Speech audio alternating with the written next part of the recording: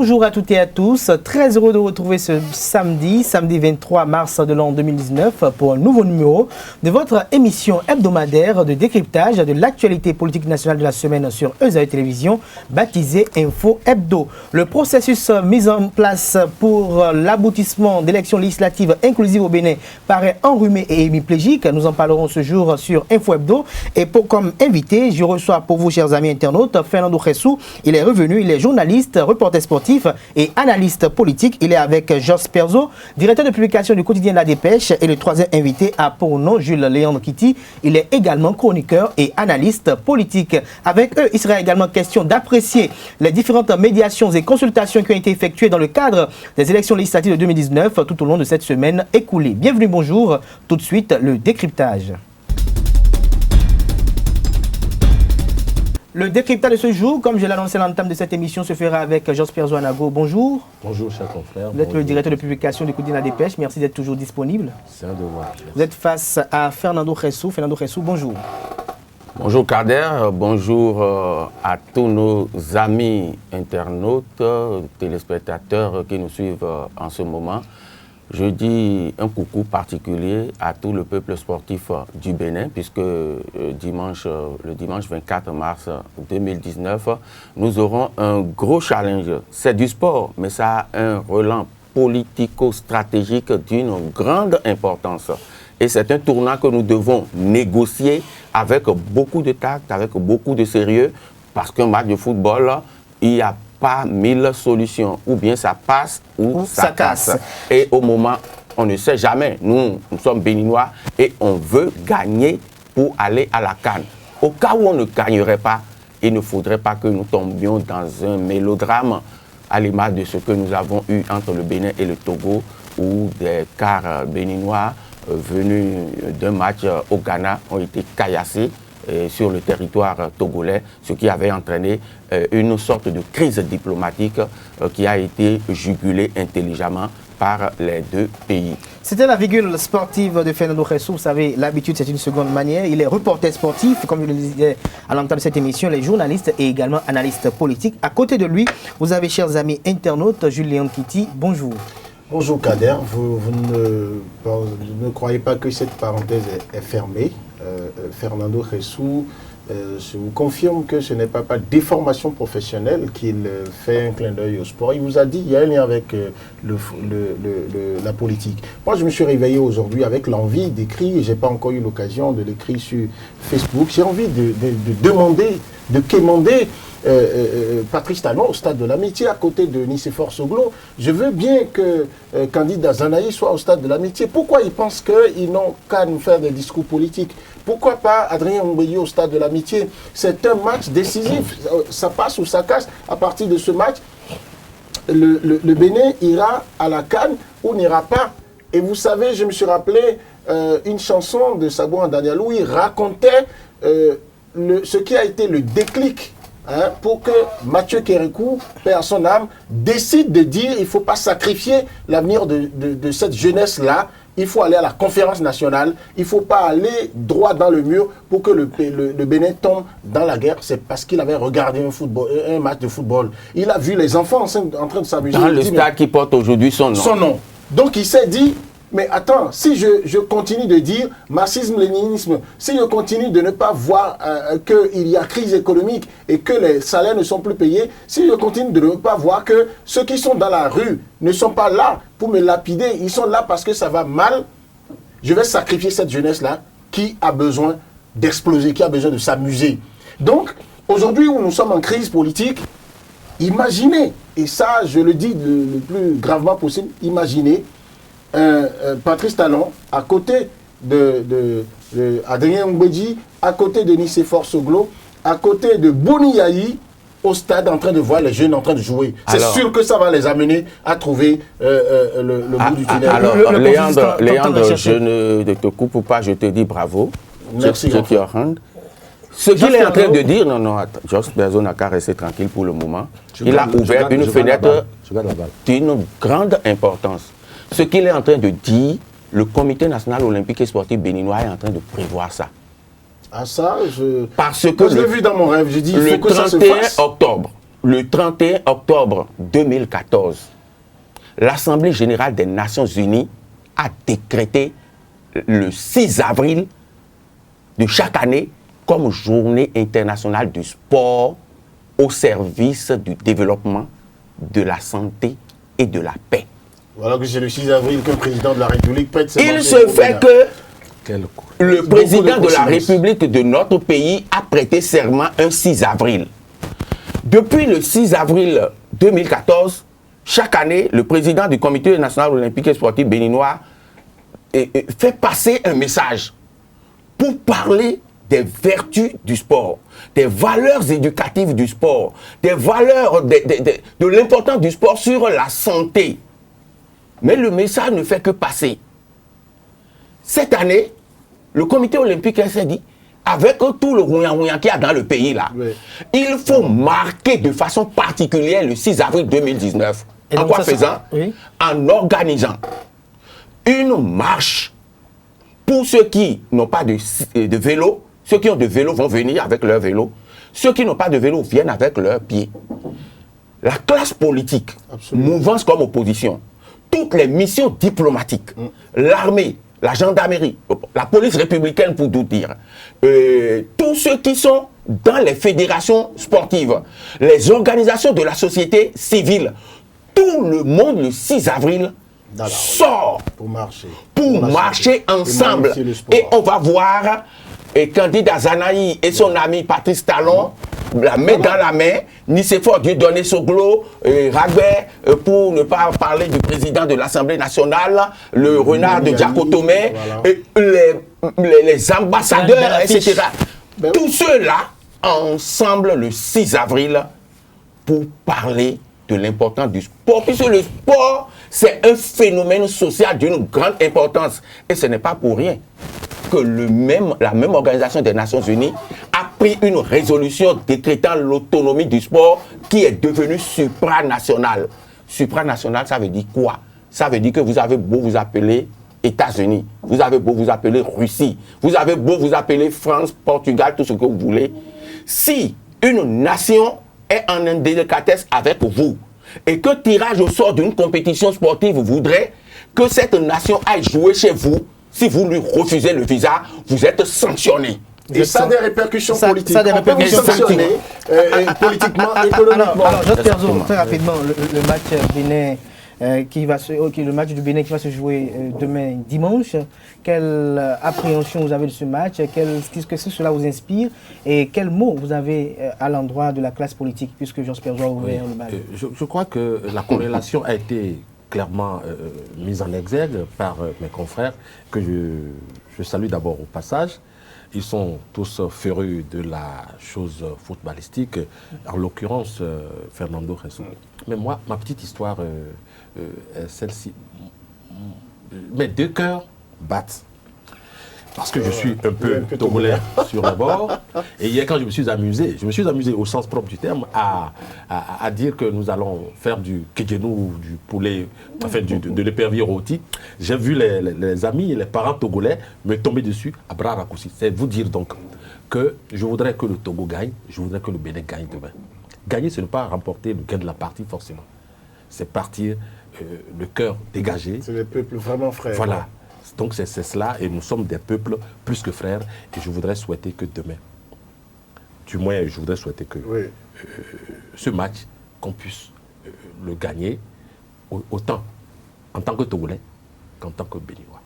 Et les politiques, tels que les confrères l'ont dit, seront de la partie, je n'en doute pas un seul instant, parce qu'on doit pouvoir ranger aux orties les considérations Politicienne. partisanes que chacun nourrit et se retrouver en train de prendre un pot au Meki, en train de prendre un pot avec Yahi, vice-versa, Talon et tout le reste. Nous savons le faire et c'est ce qui pourra se produire demain. C'est ce qui pourra se produire demain, c'était une parenthèse. Alors, Julien Kitty, vous êtes journaliste chroniqueur. Quelle lecture faites-vous de la situation sociopolitique actuelle du Bénin? Non, la situation sociopolitique du Bénin actuellement m'amène à faire deux observations. La première, qui est la plus grave, c'est que nous nous trouvons en face d'un mur plus solide que le mur de Jéricho, que le peuple de Dieu a dû crier Alléluia pour faire tomber. Il faut bien plus que Alléluia pour que nous fassions tomber ce mur, mais il faut être conscient de ce que nous avons les ressources pour le faire. Et ne pas se mettre le couteau à la gorge, et que chacun, en se levant de chez lui, se pose la question de savoir quelle est ma partition que je dois jouer. Voilà une classe politique qui a mal négocié l'étape de la conception des lois, d'accord? Pour, vous savez, ce qu'on nous apprend même en première année de droit, c'est qu'une loi n'a de valeur que lorsque elle est lisible, lorsqu'elle est accessible, lorsqu'elle est clairement écrite pour que le dernier des citoyens puisse la comprendre pour l'appliquer. Et c'est pourquoi, sans qu'on arrive à 100% de vulgarisation d'une loi, on édite le principe qui veut dire que nul n'est censé ignorer la loi. Et bizarrement, après 30 ans de démocratie, nous élaborons des lois chrysogènes.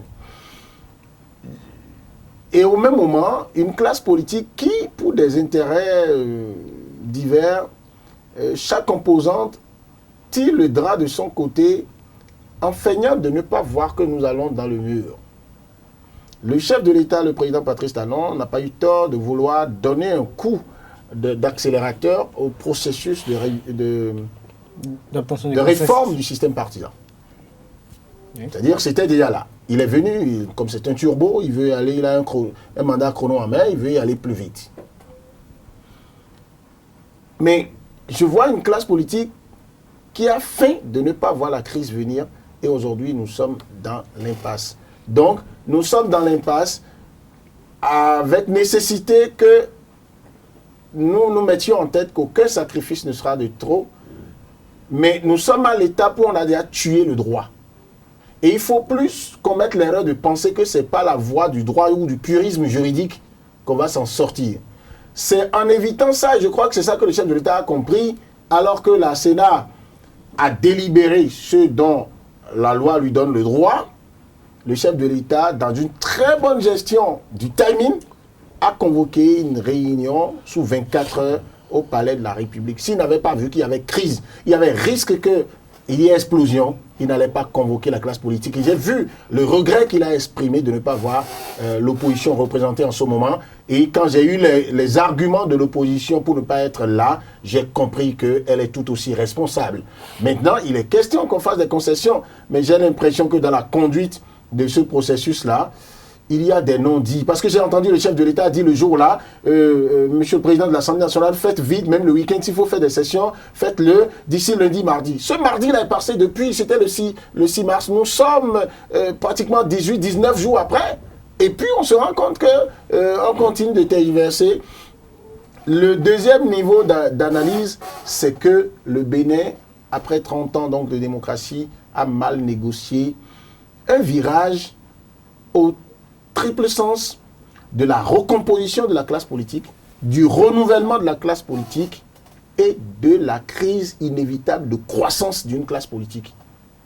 C'est-à-dire que vous avez des gens qui ont commencé depuis 1960, qui ont retrouvé une nouvelle virginité à partir de 90, avec le vent de la démocratie. Certains sont morts, il y a d'autres qui sont là, et ils sont tellement puissants que quand vous vous empressez de vouloir les enterrer, ils vous disent non, nous sommes encore à midi de notre carrière politique. D'accord? Mais vous avez une classe intermédiaire de jeunes premiers qui ont été aux côtés de ces années-là en 90 et qui retrouvent un peu comme un bon vin qui se bonifie leur période de grosse expérience politique. Et ceux-là, ils sont pris entre deux feux. Les aînés qui ont mal préparé la relève et une jeunesse qui en a marre de jouer les rôles de tâcherons politiques et qui met la pression. Cette jeunesse qui a connu Facebook, cette jeunesse qui a connu les réseaux sociaux, qui a connu Internet et qui a mille manières de mettre la pression. Et donc, quand on n'a pas analysé tout ça, j'ai entendu des gens qui réclamaient les assises nationales, une conférence nationale bis. Je n'étais pas trop partisan de ces courants-là parce que je m'amusais à dire, est-ce qu'il faut réunir les gens à l'Étoile Rouge pour dire, donnez vos points de vue. Mais j'ai l'impression qu'on devrait faire un break. On ne l'a pas fait et ce n'était pas le moment de faire de ces genres de lois. Mais pour me résumer, là où nous en sommes, prenons conscience de ce que si nous allons dans le mur, nous dérangeons le Bénin, mais nous dérangeons l'Afrique et le monde entier parce qu'en Afrique, francophone et anglophone, quand vous enlevez le Ghana, qui nous fait une expérience merveilleuse d'alternance pacifique au pouvoir, vous n'avez plus de stabilité meilleure au Bénin. Parce que le Togo, ce n'est pas le grand modèle. Zios Perzo va m'en excuser. Le Mali est divisé en deux. Le Burkina, c'est des attaques terroristes tous les jours. La Côte d'Ivoire, c'est 2 mandats Ouattara forcés. Risque d'explosion qui est là. Vous avez le Nigeria qui ne vend que sa puissance économique. Mais quand le Nigeria avait fait des élections, vous savez, le mercure est à l'orange. Mais allez sur le site de l'ONU aujourd'hui et partout, le Bénin, pour une première fois, est au rouge. Et jamais il n'est arrivé depuis 1990 que la CEDEAO et l'ONU soient allés au chevet du Bénin avant même les élections. C'est quand nous finissons notre messe électorale qu'ils viennent pour valider, pour dire le Bénin reste le modèle. Donc, quand je fais ce tableau-là, je me dis, oui, tous responsables parce que tous coupables, mais il y a encore, comme le chef de l'État l'a dit, tout n'est pas perdu. On peut encore sauver le Bénin. Donc je reste optimiste. On peut encore sauver le Bénin, j'espère, Zoanago, mais le président de l'Assemblée nationale a reçu une lourde responsabilité. Est-ce qu'à votre avis, il est en train de conduire à bon port le processus? Merci, cher confrère. Oui, pourquoi pas, parce que à le voir à l'œuvre, je ne peux que le créditer de bonne foi. Mais je suis tenu, par honnêteté intellectuelle, de restituer ce qui me paraît être la réalité. Pour qu'on en soit là où nous sommes aujourd'hui, il faut avoir le courage de le dire aussi. Il s'est trouvé des gens qui ont voulu manœuvrer en vase clos, qui, à un moment donné, croyaient qu'ils avaient la science infuse. Car, voyez-vous, cette crise n'est pas tombée de nulle part. Cette crise a été créée. Ceux qui l'ont créée ne savaient peut-être pas que cela allait prendre cette envergure. Ça a été créé et c'est arrivé juste après que on a décrété des réformes, surtout en ce qui concerne le système partisan. On n'a pas fait le diagnostic. Le diagnostic ne consiste pas à dire qu'il y avait trop de partis politiques. Non, ce n'est pas ça le diagnostic. Ça, tout le monde le savait. Et les pays qui comptent des centaines de pays, de partis politiques, n'en sont pas morts, n'en sont pas désagrégés pour autant. Le diagnostic n'a pas été bien posé et le travail qui s'en était suivi n'avait pas été bien fait, n'avait pas été bien élaboré. On avait comme l'impression à l'époque que la classe politique entière, tout entière, avait l'envie de réduire de manière considérable le nombre de partis politiques au Bénin. Non, ne parlez pas en lieu et place de la classe politique. Vous parlez de la classe politique comme si ça était d'un club de gens. Il y a eu des séminaires parlementaires, il y a eu des acteurs politiques qui ont été invités. Et nous autres, 11 millions d'habitants, nous y étions. Mais les députés, les députés sont 83. Ils sont 83. Et ce n'est pas parce qu'on a invité 83 ou 82 députés plus les acteurs de la société civile à des rencontres que pour autant, ils sont tous d'accord. Et puis, lorsque vous faites semblant de ne pas voir ce qui s'est passé, des gens ont eu à dire ce n'est pas bon. Aujourd'hui, je ne voudrais pas aller plus loin que ça pour permettre à d'autres d'intervenir. Aujourd'hui, lorsque vous observez un peu la situation, et vous aviez évoqué tout à l'heure le nom du président de l'Assemblée nationale, et il disait, il y a quelques heures, j'ai été obligé, à peu près, j'ai été obligé de faire appel à d'éminents constitutionnalistes. Ceux-là étaient là dans ce pays, béninois, bontais. Mais on a fait fi de leur existence. Ils ont même alerté. Merci. Hommage à Joël Aïvo, qui a adressé une lettre à l'Assemblée nationale pour dire si vous votez le code électoral en l'état, vous allez droit dans le mur. Merci. C'est dire donc que ce diagnostic a manqué. Mais pourquoi vous allez voir Joël Aïvo? Nous, on n'a pas dit ça ici, Kader. C'est dire que... Nous, on n'a pas dit ça ici. Moi, des gens m'ont appelé de la Suisse, on t'a suivi. Mais apparemment, celui qui était à côté de toi, vous n'êtes pas dans le même monde. Vous n'êtes pas dans le même pays. Non, Nous, on a fait même appel. Je ne parle pas de toi. Hein. Non, pas du tout. Non, c'est pour t'appuyer, pour Nous dire sommes allés même dans l'histoire. Oui, mais au niveau des médias, Fernando Khessou, aujourd'hui, tu peux dire à n'importe quel journaliste béninois, sans craindre qu'il te tense, qu'il te traite de tous les noms d'oiseaux, parce que tu connais l'histoire de ce métier. Mais quelle était la proportion des professionnels des médias qui étaient prêts à alerter? Dans les pays plus grands, lorsqu'un journaliste et un avocat rentrent même dans un supermarché, tout le staff est mobilisé, on dit qu'est-ce qu'il est venu voir. Et lorsque ça va mal, les journalistes font partie de ceux qui alertent. Ils sont des prophètes, ils sont capables de dire, voilà, 2, 3 hypothèses. Si vous allez dans la troisième, là, vous allez dans le mur. Les mais c'est qu'on était en nombre insuffisant, extrêmement réduit. Ce que vous étiez en train de dire en ce moment, c'est vrai aujourd'hui, on peut se réjouir de dire oui, on l'a dit. Mais moi, je ne me réjouis pas. Je suis malheureux d'avoir eu raison. Je suis vraiment malheureux. S'il vous plaît, j'ai lu un post du président Soglo après qu'il ait été reçu par le président Talon. Première observation. Pourquoi est-ce que ces deux personnalités, ce n'est que maintenant qu'elles se rencontrent? Pourquoi ce n'est que maintenant qu'elles se parlent? Pourquoi le président Talon, qui avait l'habitude, entre deux promenades, de faire un crochet, papa, vous êtes là, il fâché. Encore que c'est sa maison. C'est sa maison. Tout le Bénin se connaît. Il prend le petit déjeuner là. Et terre, roublé cacabo. Mais Ado est né en con.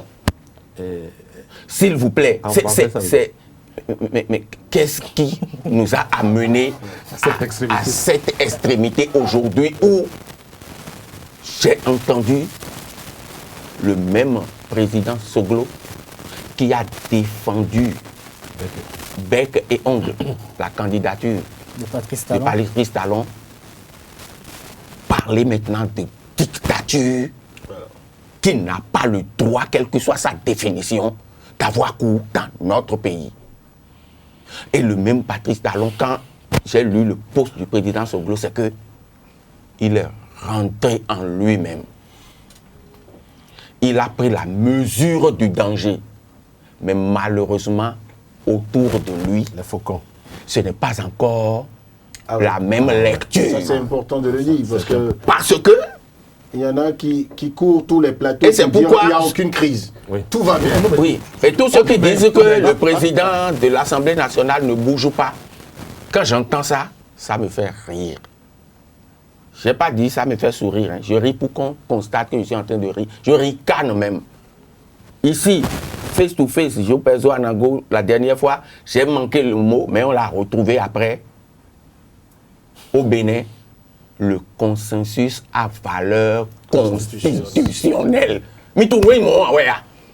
En français, ça veut dire. Et parce qu'on a demandé, vous pouvez même vous réunir le week-end, il va se mettre à courir dans tous les sens pour dire allez, on y va. Et maintenant, lui, il a parlé de mur de Jéricho. C'est un mur, ça? C'est un mur, ça? Cadet, permettez-moi. Vous savez, ce qui se passe actuellement, quand j'ai lu le post du président Soglo hier, j'ai vu la posture dans laquelle se retrouve aujourd'hui le président Talon. Je dis, bon, j'ai fortement l'impression que ce Patrice Athanase Guillaume Talon est véritablement rusé. Et les Béninois sont en train, la classe politique est en train de lui offrir son deuxième mandat comme ça. Je vous dis, le président Kérékou, c'est sous lui, c'est en son nom que des gens ont fui de ce pays, non? Que des gens ont été envoyés à Segbana. Mais des gens sont sortis de Segbana, sont allés embrasser Kérékou. Oui. Je dis... Parce qu'il a opéré la métamorphose. Exactement. Aujourd'hui, Talon est en train de prendre la mesure de la situation et il est en train de se ranger sur une voie où il va devenir incontournable. Je n'en ai pas encore l'impression. S'il vous plaît. Vous allez opiner tout à l'heure. Moi, j'ai juste lu ce que j'ai lu hier. Ça peut être démenti les heures à venir. Bon. Jasper Zo, Anago. Non, il se fait que le président Soglo est allé quand même en tête-à-tête avec Patrice Talon. Et il est revenu dire et il a fait des promesses qu'il a obtenues de lui. C'est deux personnes assez responsables. Et j'ai dit, si ce que j'ai lu est vrai, parce que vous avez parlé de démenti, donc, bon, je n'étais pas là. Il est au conditionnel. Mais si ce que j'ai entendu, j'ai lu, parce qu'au départ, quand vous lisez, c'est acerbe, hein. C'est acerbe au départ. Je dis, mais le président Soglo va où là? Mais quand le Happy End est venu, j'ai dit, attention, on va régler ce problème. On va le régler. Et si on le règle là, vous allez voir ce que ça va devenir. Il y aura des gens qui vont perdre des plumes. Il y a des gens qui vont perdre des plumes, tout à fait. Alors, Jasper Zo, Anago, vous avez suivi tout à l'heure l'argumentaire de Fernando Ressou. Avant de réagir par rapport à cela, j'ai bien envie de vous poser une question, puisqu'on parlait tout à l'heure du processus conduit par Maître Adrien Ngouedi. On a constaté un événement pas très ordinaire ou commode au niveau de l'Assemblée nationale, où les députés du BMP, qui sont composés des élus du peuple qui se sont retrouvés au sein du progressiste et républicain, estiment que les propositions effectuées au sein du comité paritaire ne sont pas celles présentées en plénière par le président Maître Adrien Ngouedi. Oui, mais cela ne m'a pas surpris. C'est vrai, il y a des soubresauts qu'il faut mettre à l'actif de ceux qui ont vu une situation qu'ils avaient établie s'écrouler, s'effondre. Cela se comprend. Moi, je me suis toujours dit, autour de cette crise, qu'il y avait les partis de la mouvance qui ne rendaient pas la tâche facile au chef de l'État. Pourquoi déjà? Oui. C'est-à-dire, déjà, avoir leur jusqu'au-boutisme, leur attitude par rapport à la crise. Ils ne rendaient pas la tâche facile. Il faut tout simplement dire qu'ils tiennent à leur match amical. Bon, c'est vrai, mais ce serait un raccourci. Non, c'est un raccourci que je ne voudrais pas emprunter. Non, vas-y. Parce que ceux qui nous suivent ne comprendront peut-être pas. Non, la réalité est là, que tout le Bénin sait que les deux partis dont les listes ont été validées par la Sénat, c'est l'Union progressiste et c'est le Bloc républicain. Très bien. Et on sent que les partisans ou les dépositaires de ces partis s'extasient à l'idée de devoir se retrouver seuls sur le ring. Ils ont effectué des communiqués pour exprimer la volonté d'obtenir des élections inclusives avec les partis. Là, vous n'êtes pas, excusez-moi, vous n'êtes pas. Là, je ne suis pas d'accord avec mes confrères. Là, je suis pas d'accord avec mes confrères. Je ne vois pas ces deux entités entre griffes comme deux entités réellement. C'est vrai. Sur le papier, il y a un bloc d'un côté et sur le papier, il y a un autre bloc. Oui. Mais en réalité... C'est les partis politiques désormais, par exemple. Les deux constituent en réalité un seul pôle, le pôle présidentiel. Alors, comment imaginez-vous que un seul... Est-ce que nous, on a dit sur ce plateau que ces deux ne constituent pas le pôle présidentiel? Non, mais c'est pour en arriver à l'élection. C'est-à-dire, il ne peut pas y avoir élection lorsque c'est un seul pôle qui va. Je suis tenté de dire compétition, mais là je me refuse de dire compétition. On ne peut pas aller seul, soi-même en compétition. Mais le chef d'État a pris la mesure de la situation. Non, restituons juridiquement au premier degré, les deux sont deux entités différentes. Vous avez dit sur papier. Oui. Non, mais attendez, c'est au second degré, c'est ce que je disais dès l'entame de cette émission. Le droit est tué. Le droit est tué parce que si on s'en tient exclusivement au droit, on irait aux élections de cette façon. On irait dans le mur. J'ai dit dans un débat contradictoire avec un avocat émérite la dernière fois, écoutez, vous êtes avocat, vous êtes partisan du régime. Mais moi, en première année de droit déjà, j'ai su que même un juge au tribunal qui a pour obligation de dire le droit, rien que le droit, lorsqu'il veut rendre une décision qui respecte le droit, qui respecte la loi, s'il se rend compte que s'il rend cette décision, la société ne s'en porterait pas mieux, il rapporte sa décision, il recherche les conciliations. Et c'est pourquoi la loi lui donne même le pouvoir de juger selon sa conviction intime. Parce qu'il y a une dimension morale du droit. Mais je vois des gens qui disent, la Sénat est autorisée à faire ce qu'elle a fait, elle l'a fait. La Cour constitutionnelle a connu des recours, elle en a le droit, on y va, on va aux élections. Comme pour dire que le chef de l'État n'avait rien à faire, c'est pourquoi lui il a rassemblé les gens. Et j'ai dit à cet avocat en face de moi, vous êtes à la limite dans la désobéissance vis-à-vis du chef de l'État que vous prétendez soutenir. Et Fernando l'a dit tout à l'heure, c'est dit qu'il n'est jamais trop tard pour bien faire. Il n'est jamais trop tard. Et il est allé loin en disant, oui. ce qui se passe là, lorsque le chef de l'État, Patrice Talon, que vous indexez comme instigateur de tout ce qui nous a amené là, et c'était l'angle donc de défense de Jos Perzo Anago, eh bien, qu'est-ce qui va se passer? Et le peuple béninois a déjà montré, c'est que quand le chef de l'État sera encore celui qui, pour faire concret, va accéder à la demande de Monseigneur Gagné en optant pour l'amnistie accordée à tous ceux qui sont en exil, lorsqu'il va accéder il faut pas dire que j'ai mis le pied sur ta langue. Si Adjavon rentre aujourd'hui, voilà, vous allez entendre des gens dire spontanément, Talon est tient nous. Vraiment. Parce qu'il a permis que les gens l'ont maudit. Voilà. Non, pas conspué, maudit. Pour avoir. Talon est marrant, oui. Voilà. J'ai suivi des posts. Oui. Vous êtes là pour traduire. Moi, je suis béninois. Et je n'ai aucun complexe. Parce que si j'avais mis quelques mots grecs ou latins, tu penses vraiment. Oui. Si je dis. Non, il faut concéder ça. Et je pense même qu'on en arrive là. Moi, je connais des expressions en fond dont je ne trouve pas les répondants en français. Aujourd'hui, à l'étape des négociations, qu'est-ce qui plombe l'évolution du processus? Parce que pour le moment, rien. Les gens estiment que le BMP ne veut pas accompagner la chose. Pour moi, rien ne plombe. L'opposition ne veut pas participer aux élections. Pour moi, rien ne plombe le règlement. Hein. J'ai dit, il faut donner le temps au temps. C'est vrai qu'on est coincé par le temps, pressé par le temps, mais cela doit nous amener. Maître Artillon, vous est obligé d'aller consulter tel, d'aller voir tel, d'aller voir tel, d'aller voir tel. Il faut donner le temps au temps pour faire ça. Mais aller doucement, mais vite. Et chacun doit jouer sa Maintenant, il faut que chacun joue sa. Bon, ceux qui, comme je l'ai dit tout à l'heure, ceux qui tiennent à leur match amical, Union progressiste, bloc républicain, eux, ne leur demandez pas qu'on revienne à une loi qui ne leur est pas favorable. C'est de bonne guerre. C'est-à-dire qu'on est dans une compétition. Ne leur demandons pas ça. Mais ils vont bouger, mais finalement...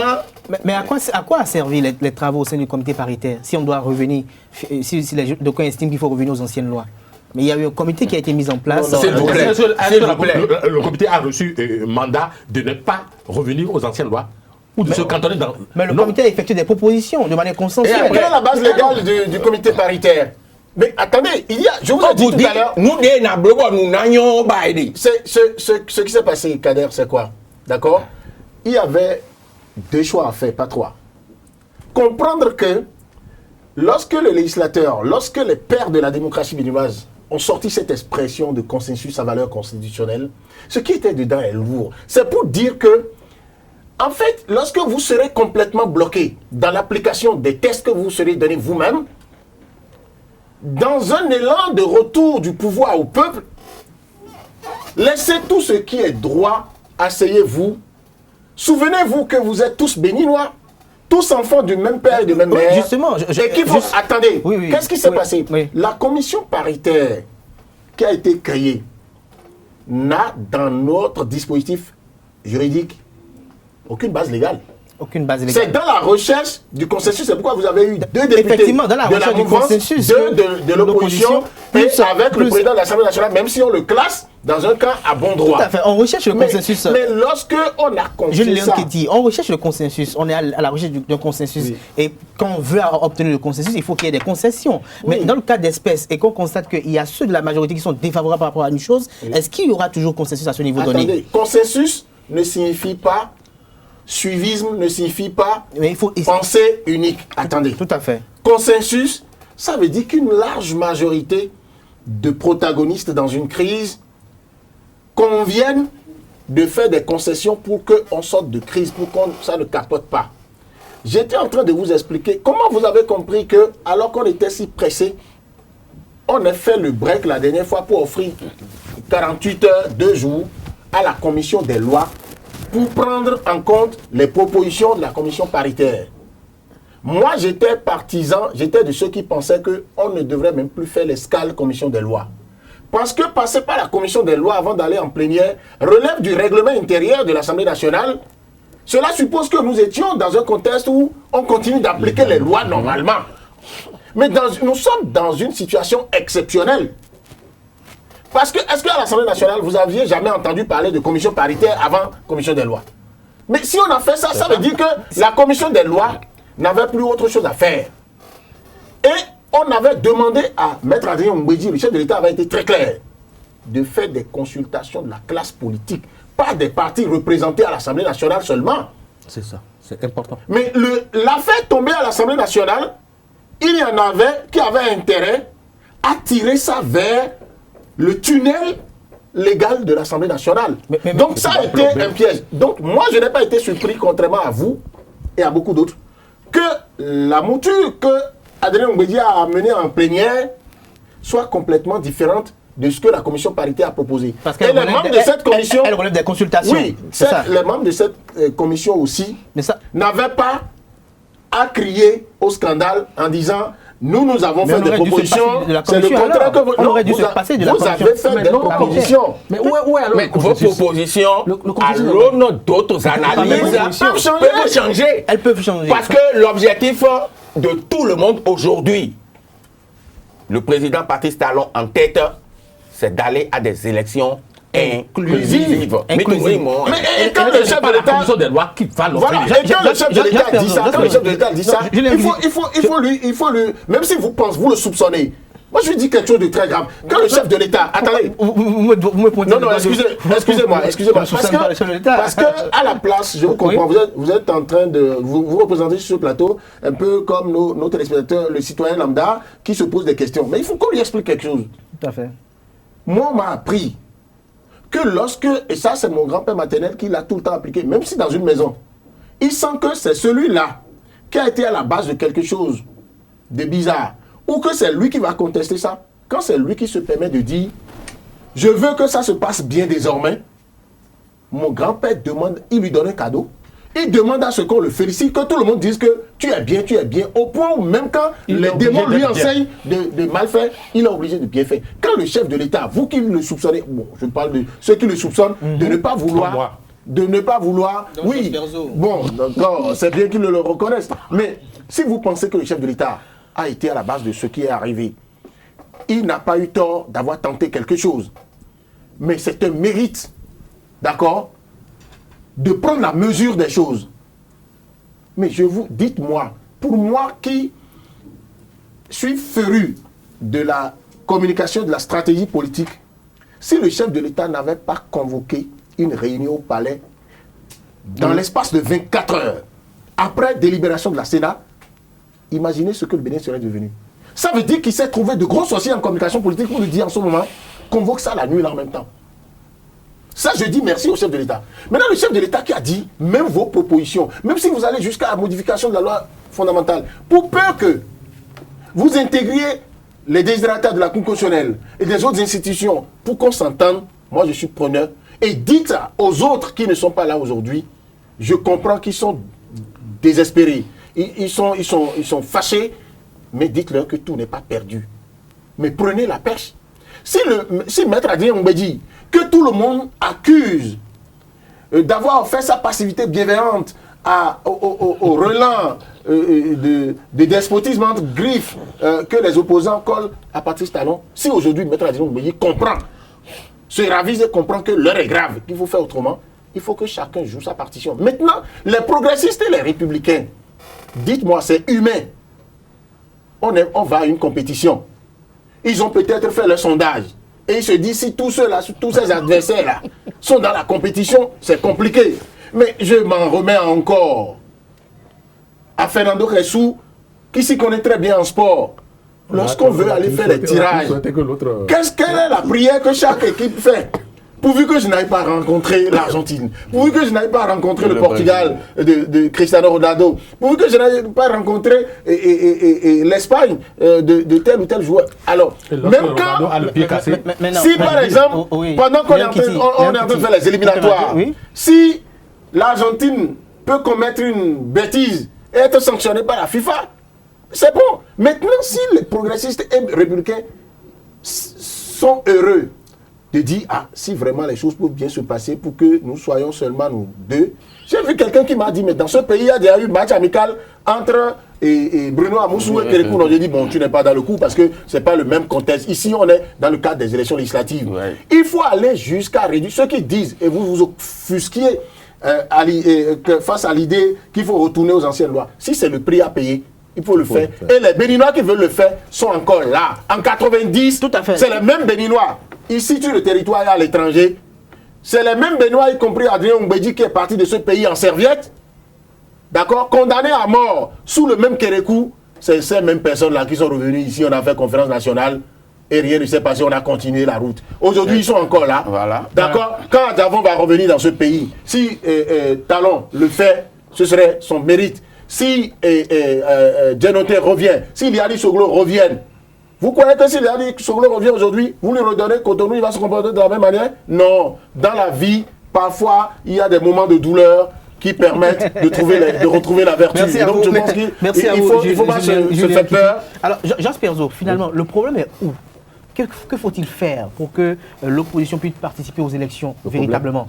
Parce qu'on a vu aussi, au niveau de l'opposition aussi, cette même opposition estime que, une frange de cette opposition estime que Maître Adrien Oumbédi est disqualifié pour conduire les négociations. Finalement, on est confus, on est perdu. On se dit, que veut-il véritablement? Que doit-on faire? Et quelle est la solution? Bon. D'abord, je voudrais commencer par presque la fin des propos pour dire qu'il faut demander plus pour avoir moins. Si l'opposition a mis la barre assez haut, sûrement, je ne suis pas avec eux, je ne suis pas leur stratège, sûrement c'est pour demander plus et obtenir ce qu'ils désirent véritablement. Demander peut-être que le président de l'Assemblée nationale est disqualifié, avec argument bien entendu, pourrait vouloir dire. C'est des caprices. Je pense que sur ce point-là, pour ce que je sais de vous, pour ce point-là, d'accord, il faut pouvoir dire aux gens que c'est trop demandé. C'est trop demandé parce que, je vous coupe pas. Julien qui dit dans une crise de personnalité. Est-ce que vous savez, Monseigneur Isidore de Souza, il est parti, il n'est plus là. Ganti n'est plus là. Kérékou est parti. Zissou est parti. Tevoadjre est fatigué et classé. Nicéphore Soglo est classé dans un camp. Vous voulez quoi? Médiateur de la République de l'enfant, vous ne lui donnez pas les temps qu'il faut. En matière de stratégie, alors là, ne videz pas le sens du mot stratégie, de son contenu. Je dis, stratégiquement parlant, l'opposition peut vouloir plus. En sachant pertinemment... Je crois que ce que Perzo est en train de dire est d'une grande pertinence. Le simple fait, même si dans leur fort intérieur, ils savent que Maître Oumbédi peut conduire les négociations, en le contestant, ils lui mettent la pression pour qu'au cas où finalement, exactement, sinon ce serait trop facile. C'est stratégique. Pour avancer, qu'est-ce qui bloque? Vous aviez dit tantôt. Qu'est-ce qui bloque?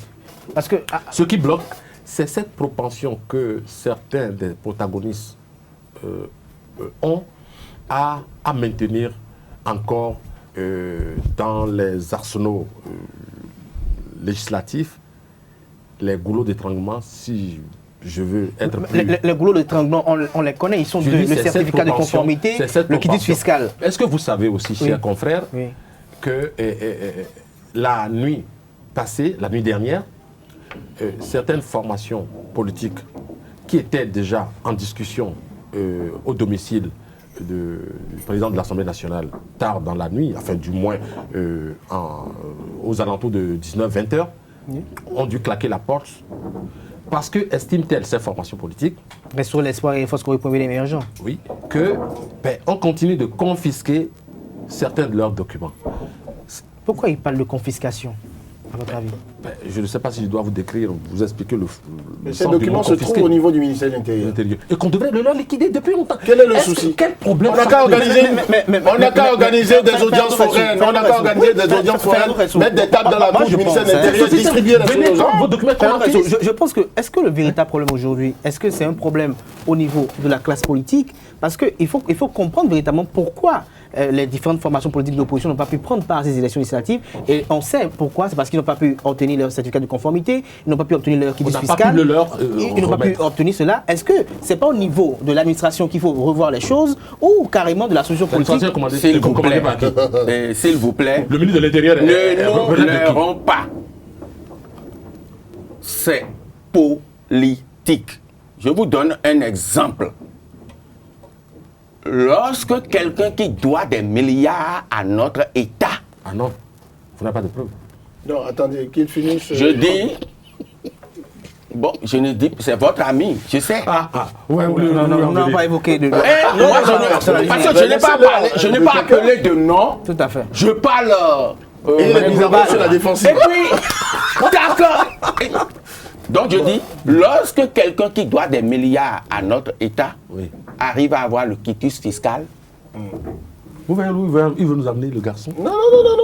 ça signifie quelque chose. Ça signifie quelque chose. Alors, Ça signifie quelque chose. Et au même moment, Non, Fernando Razou. non, je ne vais pas donner de nom. Et au même moment, oui. vous, moi, nous, on était alignés là. Voilà. C'est-à-dire, et on Jusque- attend. on n'avait pas encore Et lancé puis, les nôtres. une autorité vient, elle dit, ah, bonjour, monsieur.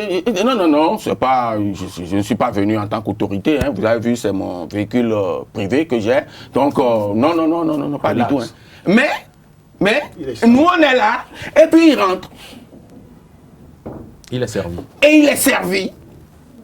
Comme je viens de vous le dire, je n'appelle pas de nom, nous, les gens se retrouvent déjà dans ce que je suis en train de dire. tout à fait. Maintenant, il se retrouve dans ce que vous êtes en train de dire. La situation, elle est comme cela aujourd'hui. Maintenant, Fernando Razou. Donc, dans ces conditions, Fernando Razou, purement que doit-on politique. faire? Que doit-on faire? On a finalement? dit libérer les dossiers aux gens. Libérer les dossiers. Mais aidez-les, est-ce qu'on ne va pas aidez-les. assister, est-ce qu'on va pas assister à l'avenir à des élections qui vont se parler de manière, je dirais, expéditive? Est-ce qu'il ne faudrait pas Qu'est-ce que vous appelez élections qui vont se passer de façon parce qu'on est en train de revoir les dates, on est en train de regrouper tout, on est en train de revoir le calendrier. On n'invente rien. On a vécu des élections. On a ici, dans ce vécu pays. ça, et on est dans une... Est-ce que parce qu'on l'a Mais vécu une on fois, a ça veut dire parlé que de c'est normal? situation d'exception. Ça se fait. Là, À on est là. situation exceptionnelle, Mesures des exceptionnelles. mesures Donc exceptionnelles. chaque fois, il faut prier pour qu'il y ait des Non, situations il exceptionnelles faut pour pas avoir prier des pour Il mesures. faut ça prier arrive. pour qu'il y ait des mesures exceptionnelles à droite. Non, Non, je demande, je vous pose la question de Il savoir. faut Parce mieux que dire, c'est la chaque classe- fois qu'il y a des chaque fois, la classe situations politique souhaite exceptionnelles, des situations pareilles. Disons, chaque fois qu'il y a des situations exceptionnelles, prions que nous Qu'on soit soyons suffisamment éclairés inspiré pour trouver des solutions mesures idoines. exceptionnelles Oui. pour sortir de... Les Ivoiriens ont toujours dit, oh, nous, il n'y aura jamais guerre chez nous, etc. C'est arrivé finalement. Ah, attention. Et quand on dit, Dieu aime le Bénin, ah bon, Dieu n'aime pas les Syriens. Dieu n'aime pas les Afghans. Attention, Malon, traduit. Bon, Alors, j'espère que je me retourne vers vous. La situation, elle est telle aujourd'hui. On est en train de voir un peu comment se passent les choses. Est-ce que, à la fin, le chef de l'État ne doit pas encore revenir dans le jeu pour essayer un peu de recentrer un peu le débat? il est déjà dans le jeu. Le chef de l'État est dans le jeu, c'est son droit d'ailleurs. Il a été élu pour être dans le jeu sur les 5 Toute la ligne. Donc, moi, je le S'il vois sort du dans le jeu, jeu à minuit, à 2h du matin, le chef de l'État est dans le jeu. Donc, soyons clairs là-dessus, le chef de l'État est dans le jeu. Mais comment s'y prend-il? Là est toute la question. Toute la question. Jules Léon Kitty, la Cour constitutionnelle, on n'entend pas véritablement par rapport à cette affaire. oui, la Cour constitutionnelle, on ne l'entend pas véritablement, mais même son silence est suffisamment retentissant. Hein.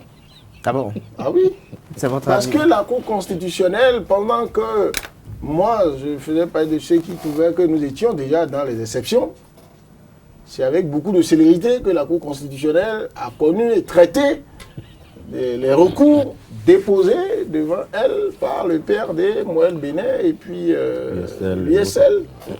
D'accord? Et la Cour constitutionnelle a dans son escarcelle aujourd'hui, dans sa JBC aujourd'hui, une décision qui déboute ces trois parties.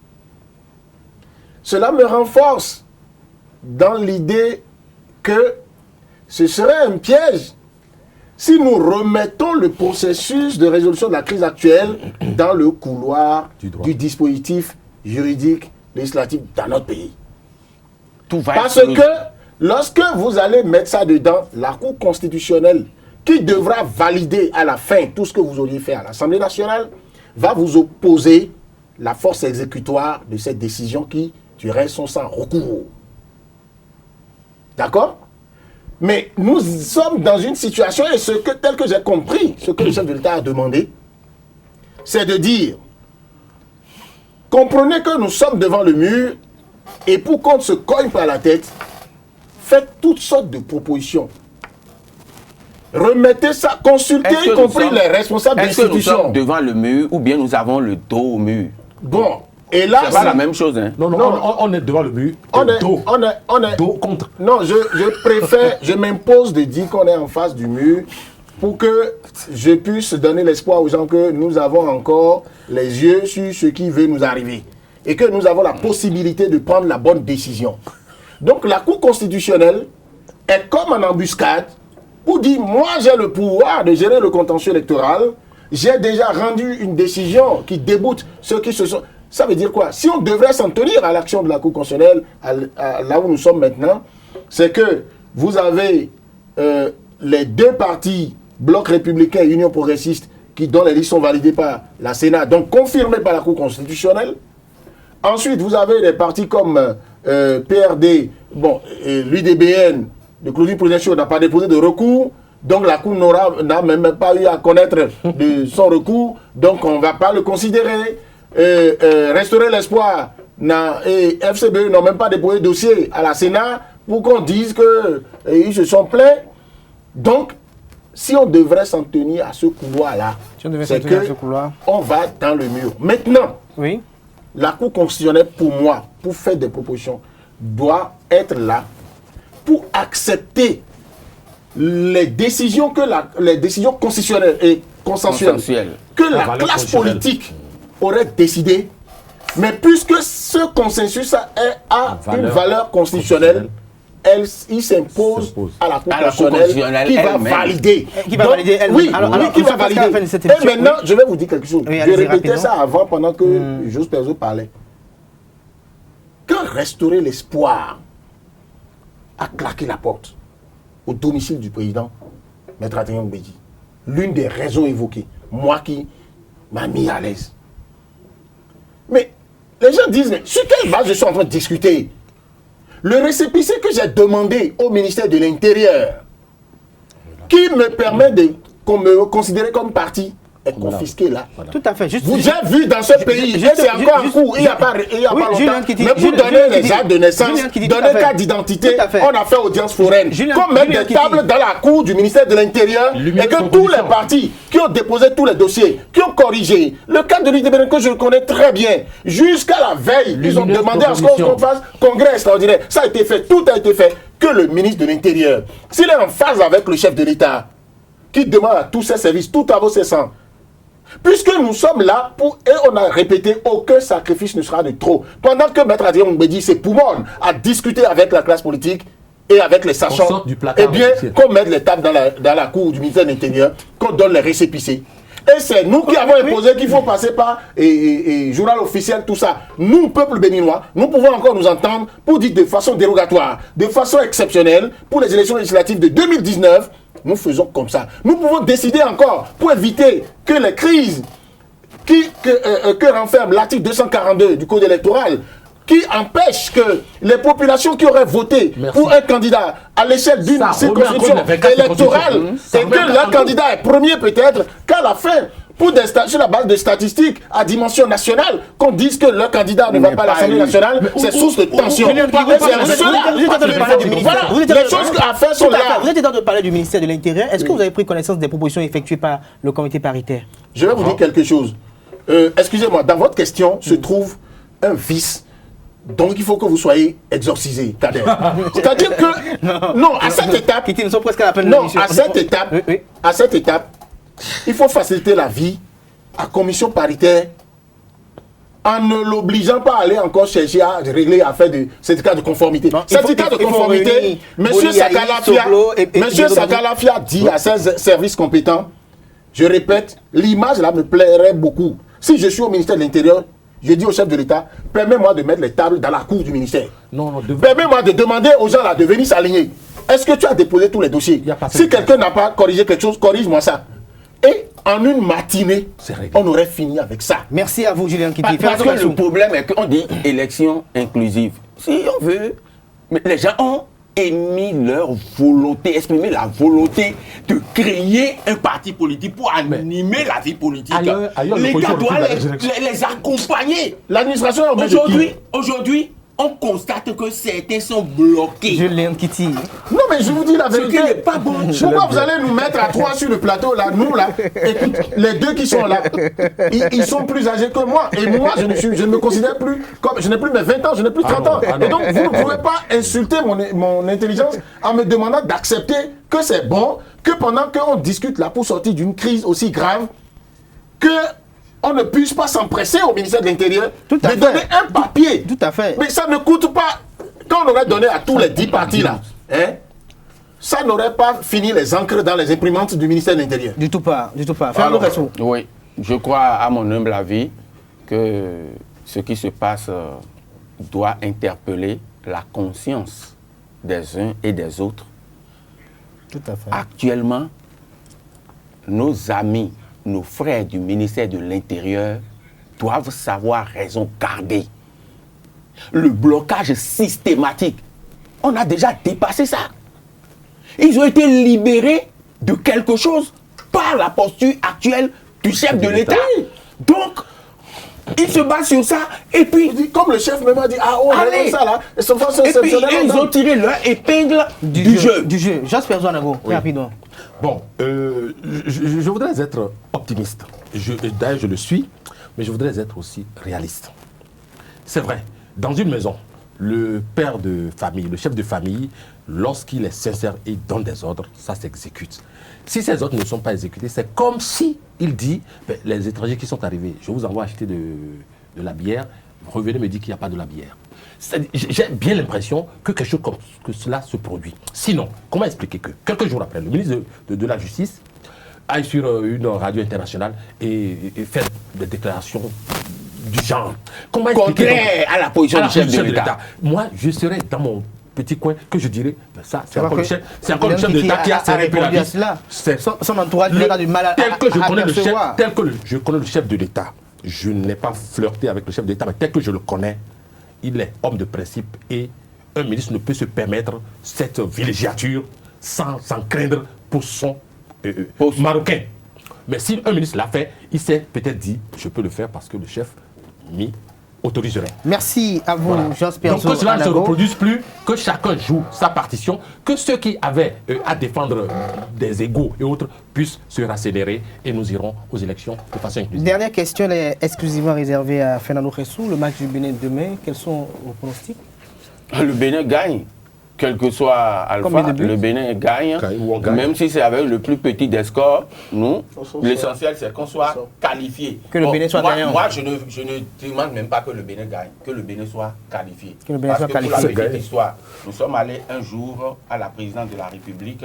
Les cadets béninois devaient jouer leur match retour contre les cadets maliens. Et on a dit que on demande au chef de l'État, au général Mathieu Kérékou, on va prier pour que le Bénin gagne. Et quand on a dit ça, moi, j'ai dit, souffler à celui qui est à côté de moi, non, nous ne voulons pas que le Bénin gagne. Nous voulons que le Bénin soit qualifié. Et les gens m'ont dit, non, laisse. Je dis non. J'ai voulu parler, on m'a demandé de me taire. Je me suis tué. Le lendemain, on va au stade de l'amitié. 17e minute, le Mali nous marque un but. On a tout fait, on a gagné 2-1 comme au match aller. Tir au but, le Mali gagne. Le Bénin a gagné, mais le Bénin n'a pas été qualifié. Donc, là où nous sommes, la situation du groupe, l'Algérie est déjà qualifiée. Le Bénin est deuxième. Ça veut dire quoi? Si l'Algérie fait match nul avec la Gambie et le Bénin match nul avec le Togo, le Bénin reste deuxième et donc qualifié. Point. Merci à vous. On gagne, Fernando Ressou. On gagne. Et tout le monde au stade, Kader, vous n'avez pas fini, t'as dit, sans inviter tout le monde au stade, y compris la classe politique. Et si jamais, comme Fernando le dit, Dieu exauce ses prières et que le Bénin est qualifié, vous allez voir l'impact encore sur la situation sociopolitique. Comment ça, tout le monde sera heureux. Mais la belle chose, grâce à ce match des écureuils, la crise politique est mise sous témoin Voilà. cette semaine. C'est ça la force du sport. Si vous voyez sur les réseaux sociaux, sur les médias et tout ça là, la crise politique est passée en second rang. Et vous avez des Béninois qui vous disent je c'est la puissance préfère du sport, parler tout à fait. écureuil. Non, je crois que peut-être... Moi, je serai au stade. Je serai au stade de l'esprit l'amitié. de Mathieu Et je vais compter le nombre de politiques qui vont venir s'asseoir dans les gradins. va jouer fort afin que les acteurs politiques puissent trouver enfin le consensus tant recherché de part et d'autre au stade de l'amitié générale Mathieu Kérékou. Merci à vous, Jean-Pierre Zouanago. Je rappelle que vous êtes directeur de publication du quotidien La Dépêche. Je vous ai face à Fernando Khessou, journaliste et reporter sportif. Il est également analyste politique. À ses côtés, il y avait eu Jules Léandre Kitty, chroniqueur et analyste politique. Chers amis internautes, c'était Info Hebdo de ce jour. Merci pour l'attention, merci pour la fidélité. Le rendez-vous est pris pour le week-end prochain pour d'autres numéros. D'ici là, portez-vous bien et passez un agréable week-end en compagnie de nos programmes sur les www.ezaetv.bj. Bon week-end à toutes et à tous.